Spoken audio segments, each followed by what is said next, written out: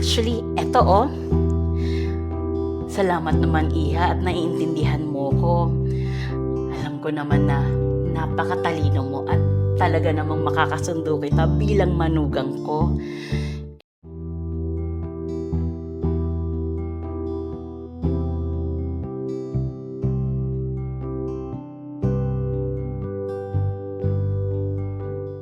Good evening, ma. Sorry, we're late. Medyo traffic sa daan. Good evening po, tita. How are you po? Have a seat. I'm fine, Iha. Thank you. Pero Mark, ha? Pinaghintay niyo ako ng 15 minutes. Hindi ka naman dating ganyan, Iho. Pero, ano nga ba tong binanggit mo sa akin kanina nung tumawag ka? Ano itong good news nito? Ma, gusto po kasi namin ni May na kayo muna yung makakaalam. Magpapakasal na po kami, ma. And we are engaged. Oh, that's great news, Iho. Pero hindi ba kayo masyadong nagmamadali na dalawa? And besides, you've just been dating for over a year only. Iha, May, if you don't mind me asking, buntis ka na ba? No po, tita. Hindi po kami nagmamadali dahil doon. And just to set the record straight, hindi po ako buntis. Mahal ko po si May, ma. Nasa tamang edad na din kami. And financially stable naman kami dalawa. And I can't wait to get to married to her. Ma, gusto lang namin sana hingin yung suporta ninyo. Oh well, kung nagmamahalan ba naman talaga kayo at gusto nyo nang mag-asawa, sino ba naman ako para pigilan kayo, di ba? Congratulations, anak. And May, welcome to the family. Thank you po, tita. And don't worry po, aalagaan ko po tong oniko-iho ninyo. Napag-usapan na rin po kasi namin na once we get married, kay Papa na lang po akong magtrabaho para di rin po stressful at makapag-start rin po kami ng family of our own. Para naman mabigyan ka na din namin ng apo, di ba, ma? Yeah, but hindi ba't maganda ang trabaho mo sa bangko, May? Why would you give up your career just to be an employee sa business ng papa mo? And kung malaki naman ang kinikita mo sa bangko, I mean, hindi ibig sabihin na doktor ang anak ko, ibibigay mo na lang ang responsibilidad sa kanya to provide for your family. Lalo na, alam mo namang may kakayahan kang tumulong. Napag-usapan na po namin ni May to, ma, na we agreed on it. Ma, of all people na kilala ko, ikaw yung mas higit na nakakaalam kung gaano kahirap pagsabayin ang pagtatrabaho tsaka yung pag-aasikaso sa pamilya. Ma, you raised me as a single mother, ma, kaya sobrang thankful ako sa inyo, ma. Anyways, so kung talagang ayan ang gusto ninyo, well, I can't do anything about it and congratulations. So for now, tulungan nyo muna ako mag-prepare ng dinner natin, okay? And saka na natin iplano ang kasal ninyo. Okay po, mama. Thank you.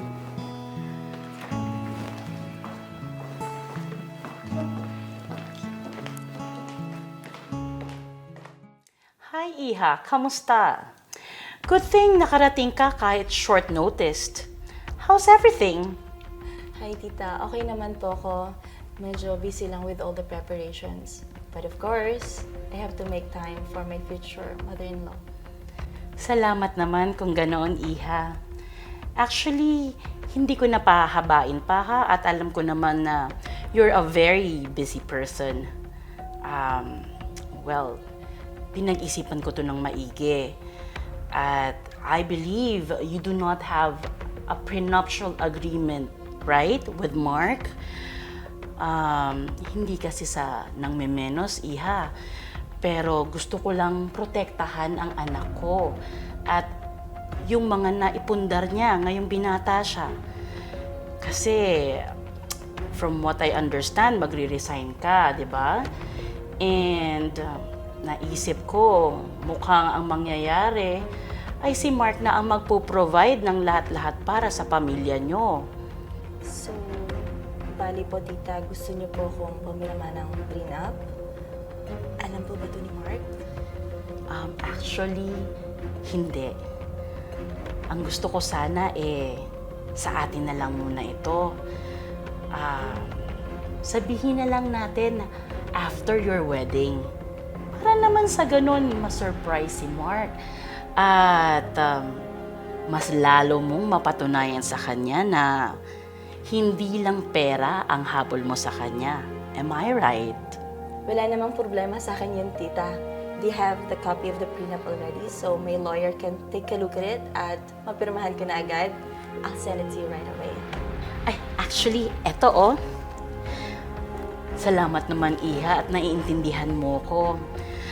Alam ko naman na napakatalino mo at talaga namang makakasundo kita bilang manugang ko. Sa atin na lang muna to, ha? Huwag kang mag-alala, tita. This will be our own little secret.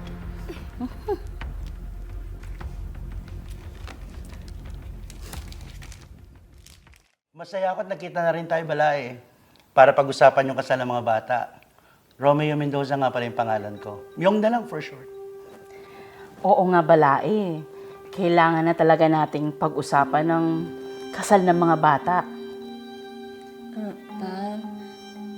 Gusto po sana namin ni Mark, simpleng kasalan lang. Kasi yung budget, gagamitin sana namin sa honeymoon namin. Balak po kasi namin outside the country. Plan po kasi namin mag-Europe ni May. Mga anak, ang gusto ko sana, ingradeng kasalan. Minsan lang ikakasal itong unikahiya ko. At ito na rin yung pagkakataon para maimbitahan natin lahat ng ating mga kamag-anak. Mawalang galang na, no, Balae? Sino naman ang inaasahan mo na magbabayad ng ganoong kaingranding kasalan? Baka naman mahirapan ng mga bata na ponduhan ng ganong kagarbong kasal. Baka hindi pa man sila nakakapagsimula ng pamilya, baon na sila sa utang. Walang problema sa gastos. Ako nang gagastos sa lahat. Ayoko nang mamroblema mga bata. Pati honeymoon nyo, ako na rin gagastos. Kaya huwag ka na mag-alala, Balae. Are you sure, Balae? Sigurado ka ba sa mga sinasabi mo? Pwedeng humigit sa 1 milyon ng budget para sa ganong klaseng kasalan. Basta, ako nang bahala sa lahat. Ang importante, asikasuhin nyo yung kasal nyo. At para ma-celebrate na rin, para maimbitahan nyo lahat ng importanteng tao na gusto nyo imbitahin. Okay? Salamat po, Papa. Salamat po, Papa. Mabuti naman, Iha, at nagkaroon ka agad ng time na i-meet up ako agad. Mukha po kasing importante yung gusto niyong sabihin sa akin, tita. Kaya, minake sure ko na bigyang oras na ma-meet kayo. Tungkol po ba saan yan, tita? Ako naman, Iha. Mama na lang ang itawag mo sa akin. Total, ilang buwan na lang naman at ikakasal na kayo ng anak ko, di ba? Okay po, sige po. Mama, tungkol po ba saan yung pag-uusapan natin, Ma? Kasi, May, yung tungkol sa prenup na pinirmahan mo, napag-isip-isip ko na bakit nga naman ba dapat may ganun pa?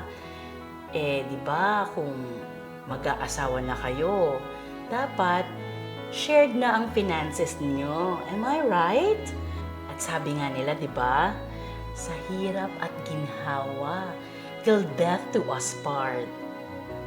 Saka ikaw naman, hindi mo man lang nabanggit sa akin na ang papa mo pala is the engineer Romeo Mendoza. Yung building and construction company niya, isa pala ito sa top 10 companies sa buong Pilipinas.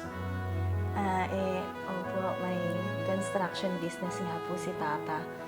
Pero paano niyo po nalaman, Ma? Actually, May, pinaimbestagahan ko ang papa mo. Pasensya na, ha? Kasi, nung huli naming usap tungkol sa kasal nyo, I'm not really convinced. Ang sabi niya kasi, sasagutin niya lahat ng gastusin sa kasal nyo. Ah, ganun po ba? Actually, naging construction worker din po si Papa nung college siya para makapagtapos siya. Simple lang din po kasi yung pagpapalaki niya sa akin, kaya hindi din po halata kung anong meron kami. Tita, anyway, yung sa prenup, I'm sorry po, Tita. Hindi ko na po yun babawiin. Tama naman po kayo para maprotektahan ang interes ni Mark. Right, love?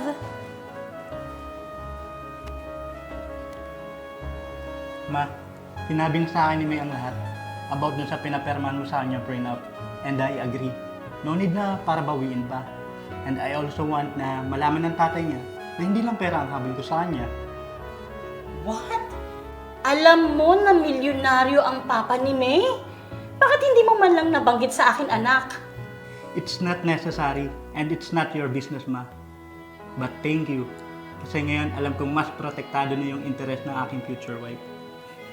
Let's go, love. May appointment pa tayo. See you later, Ma. Bye. Bye po, Ma. Ay, sige mga anak, ingat kayo. May, remember that you are my favorite manugang. Ang ganda ng manugang ko. Yaman. What happened? Cynthia, pa-prenup ka pa.